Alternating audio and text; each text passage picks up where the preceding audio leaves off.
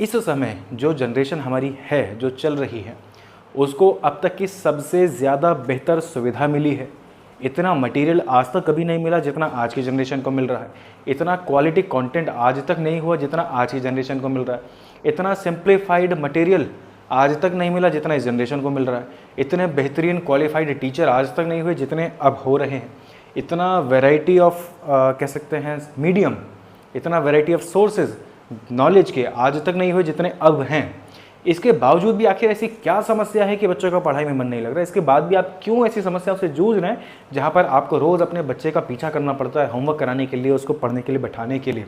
ये समस्या टीचर्स के साथ में भी है और पेरेंट्स के साथ में भी है। इसकी सीधी सी वजह ये कि हमारी जो पढ़ाई है वो बेस्ड है मेमोराइजेशन पे। मेमोराइजेशन या ऐसा भी समझिए लेक्चर बेस्ड सिस्टम। एक क्लासरूम में चलते हैं, क्लासरूम में समझते हैं होता है कि एक टीचर आएंगे, अपने चैप्टर टॉपिक का लेक्चर बच्चों को देंगे, समझाएंगे। एक वीडियो में देखते हैं, वीडियो नोट जहाँ पर मिलता है, टीचर क्या करेंगे, बहुत अच्छे से बहुत सारे लेक्चर्स देंगे जहाँ पे बहुत अच्छे से चीज़ों को समझाएंगे। कोचिंग में देखते हैं क्या होगा, वहाँ पर भी सेम चीज़ होगी। एक पेरेंट अपने बच्चों को पढ़ाने बैठेगा तो क्या करेगा, लेक्चर देगा। समझिए, आप एक पेरेंट हैं, मैं आपको बोलूँ आपको रोज़ 5 घंटा मेरी बातें सुननी है और सुन कर के लिखनी है, क्या आपको इंटरेस्ट आएगा? कभी नहीं आएगा। आप किसी पॉलिटिशियन का लेक्चर सुनते हैं, भाषण सुनते हैं, स्पीच सुनते हैं, आपको याद रहती है, आपको समझ में आती है, आपको इंटरेस्टिंग लगती है? बिल्कुल नहीं। ना तो आपको वो याद रहती, ना आपको वो इंटरेस्टिंग लगती, ना आपको उसमें मज़ा आता, है ना? तीनों ही चीज़ें नहीं आती। तो फिर आप जब खुद सुनना पसंद नहीं करते, जब आप खुद वो लेक्चर अटेंड करना पसंद नहीं करते, जब आप खुद लेक्चर सुनना पसंद नहीं करते, आपकी मीटिंग्स होती हैं आपके ऑफिसेज़ में, टीचर्स अलग अलग सेमिनार्स को अटेंड करते हैं, वर्कशॉप्स को अटेंड करते हैं, उनकी जो मीटिंग्स होती हैं वहाँ पे जो अलग अलग सेशंस होते हैं, क्या आपको वो सारे याद रहते हैं? क्या आपको लिखने में मज़ा आता है? क्या आपको सुनने में मज़ा आता है? क्या वो आपको सारे के सारे समझ में आ जाते हैं? बिल्कुल नहीं होता। तो जब आपको ही मज़ा नहीं आता, जब आपको ही अच्छा नहीं लगता ये तरीका, ये सिस्टम, तो बच्चों को कैसे लगेगा? एक किसान है, उसने फसल बोई, खराब हो गई, फिर फसल बोई, फिर खराब हो गई, फिर बोई, फिर खराब हो गई, 15-20 बार उसके साथ में ऐसा हो जाए, 21वीं बार उसका मन करेगा? बिल्कुल नहीं करेगा। तो क्या बच्चे का पढ़ाई में मन करेगा? जब उसको पता है कि उसकी जो पढ़ाई की फसल है, जो उसने याद करे थे नोट्स और क्वेश्चन आंसर्स, वो उसको याद ही नहीं रह रहे, तो फिर वो आगे पढ़ने का क्यों इच्छा करेगा, क्यों उसके अंदर रुचि रह जाएगी? तो प्रॉब्लम पढ़ाई में नहीं है, बिल्कुल भी नहीं है। प्रॉब्लम इनमें से भी बहुत सारी चीज़ों में बिल्कुल नहीं है। प्रॉब्लम है ले देकर सिर्फ एक में, और वो है पढ़ाई करने का तरीका, पढ़ाई करने का मेथड। तो अगर आप लेक्चर देते हैं, अगर आप स्पीच देते हैं, अगर आप एक्सप्लेनेशन देते हैं बिना बच्चे के पूछे, तो इसका मतलब आप बच्चे में बोझ इकट्ठा करने का काम कर रहे हैं। आप उसके अंदर इन्फॉर्मेशन कलेक्ट करवा रहे हैं उसको। आप उसको ये नहीं कह रहे कि बेटा तू नॉलेज के लिए इसको प्रोसेस कर, आप कह रहे हैं कि तो इन्फॉर्मेशन कलेक्ट कर ले, इन्फॉर्मेशन का ढेर इकट्ठा कर ले। तो बोझ इकट्ठा होता चला जाएगा, जहाँ पर भी बोझ होगा वहाँ समस्या हो जाएगी। बोध करना है तो क्या करना पड़ेगा, उसके अंदर से निकालना पड़ेगा। दोनों में अंतर को समझिए, एक है आंसर करना, एक है बच्चे से क्वेश्चन पूछना और बच्चे के अंदर से आंसर निकले। यानी मैं बच्चे से सवाल करूँ और बच्चा मुझे आंसर करे, एक तरीका ये है। एक ये है कि यहाँ पे सवाल किसी के पास नहीं, बस मैं उसको आंसर ही आंसर करे जा रहा हूँ, जैसे एक टीचर जनरली करते हैं, जैसे एक पेरेंट जनरली करते हैं। आप पाएंगे कि बच्चे के पास में अपने क्वेश्चन होते ही नहीं।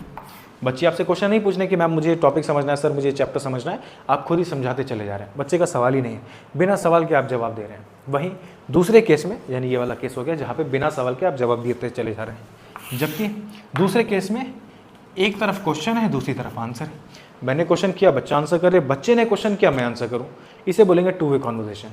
तो एक होती है 1 वे और एक होती है 2 वे।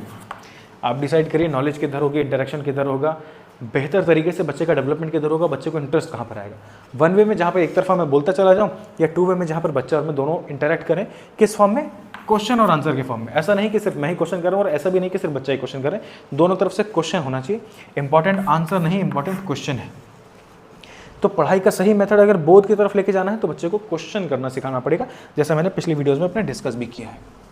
तो अगर आपको ज्ञान चाहिए, ज्ञान की दिशा में बच्चे को आगे बढ़ाना है, तो उसके अंदर से प्रश्न आने चाहिए, उसके अंदर से वो चीज़ें क्रिएट होनी चाहिए। अब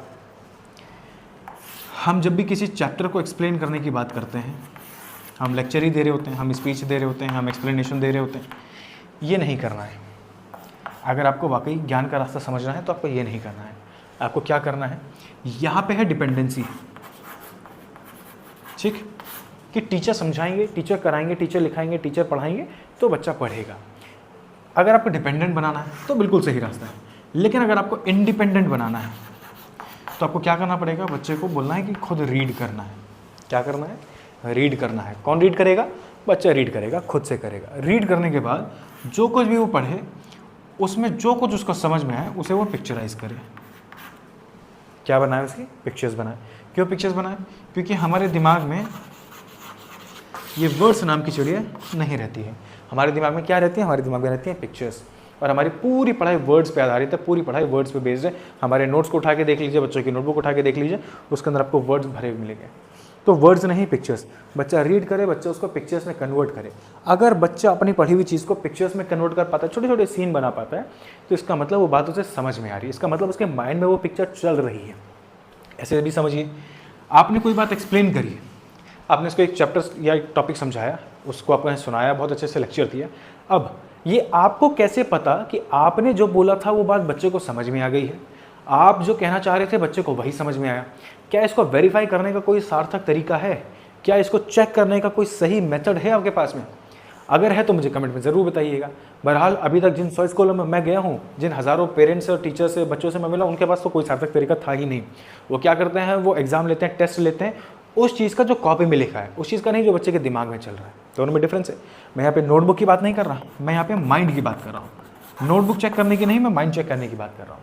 तो बच्चे के माइंड में क्या चल रहा है, मैं आपको जितनी बातें बोलता चला जा रहा हूँ, उसमें आपको क्या समझ में आ रहा है, आपको कितनी बात समझ में आ रही है, ये कैसे पता चलेगा? क्योंकि वो तो आपके अंदर चल रही है और कोई किसी के अंदर जा नहीं सकता। तो आपको क्या समझ में आ रहा है, ये तो आप ही बता सकते हैं। और क्लास में जब हम 40 मिनट के पीरियड में लेक्चर देते हैं, बच्चों को समझाते हैं, एक्सप्लेन करते हैं, या पेरेंट अपने बच्चों को जब पढ़ाने बैठते हैं, तो वो ये तो पूछते ही नहीं कि तुम्हें क्या समझ में आया, वो तो बस समझाते चले जाते हैं। तो यहाँ पे सवाल आप लोगों से ये कि आपको बच्चे को समझाना है या बच्चे को समझना है? पहली प्राथमिकता क्या? पहले मैं बच्चे को समझाऊं या पहले मैं बच्चे को समझूं, बच्चे की स्थिति को समझूं, बच्चे की दशा को समझूं, बच्चे के स्तर को समझूं? पहली प्राथमिकता क्या, एक टीचर के रूप में, एक पेरेंट के रूप में? बच्चों को समझाना या बच्चे को समझना? जो लोग बच्चे को नहीं समझ पाते वही असल में बच्चों को समझाने का काम करते हैं, और ये एक फेलियर मेथड है। आपने ट्राई करके देख लिया, कई सालों से आप करके देख रहे हैं, इससे बोझ ही बढ़ रहा है, बोझ तो आया नहीं अभी तक। इससे परेशानी बढ़ रही है, इससे बच्चे की रुचि हटती ज़रूर चली जा रही है, उसका इंटरेस्ट लैक होता चला जा रहा है। इससे इंटरेस्ट तो डेवलप हो नहीं रहा।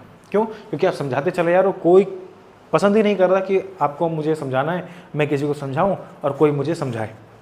किसी पेरेंट को अगर उनका कोई पड़ोसी 2 घंटा लेक्चर देने लगे, कहेंगे यार क्यों बेकार की बातें कर रहा है, क्यों ज्ञान दे रहा है मुझे, मेरे पास बहुत ज्ञान रखा है। इसी तरीके के डायलॉग सुनने को मिलते हैं ना आपको आस पड़ोस में आपके, जब भी कोई अच्छी काम की बात करने लगता है। क्यों? क्योंकि ये फेलियर मेथड है। समझाना, वो 20 से 25 साल की पढ़ाई इतनी ज़्यादा हो चुकी, इतना ज़्यादा वो समझाना हो चुका कि दिमाग भर गया। अभी एक्सेप्ट ही नहीं करता कि कोई मुझे समझाए। तो बच्चे को समझाइए मत, किसी को भी समझाइए मत, पहले उसे समझिए।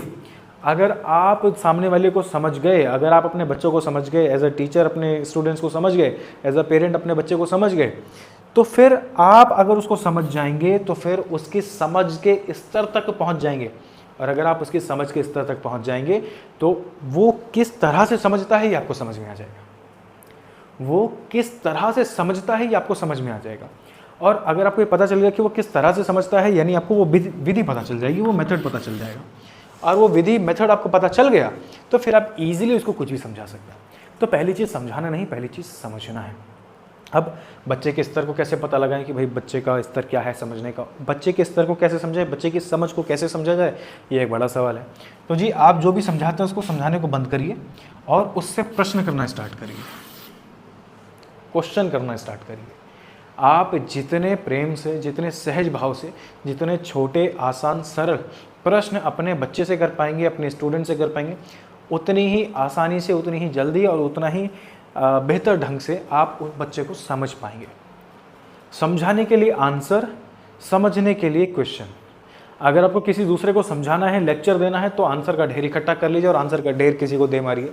अगर आपको किसी को समझना है तो आप प्रश्न करिए, छोटे छोटे सरल सहज प्रेम भाव से सवाल करते जाइए। अगर आप सवाल करते चले जाएंगे तो आप समझते चले जाएंगे, और आपका समझ का स्तर अगर बढ़ता चला जाएगा तो ऑटोमेटिकली आपके बच्चे का, आपके स्टूडेंट्स का समझ का स्तर बढ़ता चला जाएगा।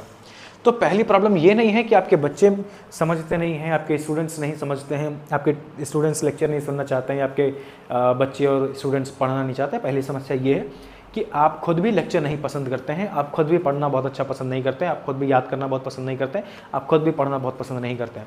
मैं अगर किसी भी पेरेंट को या टीचर को पूछता हूँ कि आपको अगर मैं डेली 10 क्वेश्चन दूँ, इनको याद करना है और महीने भर बाद में आपका एग्ज़ाम लूँगा, तो आपको पसंद आएगा? तो सारे पेरेंट्स हाथ खड़े कर देते हैं, भैया हमसे नहीं होगा। सारे टीचर्स कह देते हैं नहीं सर, अब इस काम में बिल्कुल इंटरेस्ट नहीं है कि हम क्वेश्चन आंसर्स को याद करें। मैं आपसे भी पूछ रहा हूँ, अगर मैं आपको बोलूँ कि आपको रोज़ 10 से 20 क्वेश्चंस मैं दूंगा जिन्हें आपको याद करने हैं, और उन क्वेश्चंस को डेली 10 से 20 कलेक्ट करते जाइएगा, और महीने के लास्ट में मैं आपको उनका एग्जाम लूँगा, आपको वो एग्जाम देना, क्या आपको ये पसंद आएगा? क्या आपको ये रुचिपूर्ण लगेगा? क्या आपको ये अच्छा लगेगा? अगर लगेगा तो मुझे कमेंट में ज़रूर बताइएगा, क्योंकि अभी तक जिन हज़ारों लाखों लोगों से मैं मिला हूँ उनको तो बिल्कुल पसंद नहीं आया। तो पहली चीज़ है सेल्फ पर काम करना। पहली चीज़ है कि पेरेंट्स को, टीचर को, स्कूल मैनेजमेंट को खुद पर काम करना पड़ेगा। उनको खुद इस रास्ते पर चलना पड़ेगा जहाँ पर वो अपनी समझ के स्तर को बढ़ाएं, जहाँ पर वो समझाने से पहले समझने का काम करें, जहाँ पर एज अ पेरेंट आप अपने बच्चे को पहले समझें, एज अ टीचर अपने स्टूडेंट्स को पहले समझें, उसके बाद आगे की कोई बात करें। अगर आप उनको समझ नहीं सकते तो आपको उनको समझाने का कोई भी अधिकार है ही नहीं, और समझने का एकमात्र तरीका है और वो है प्रश्न करना।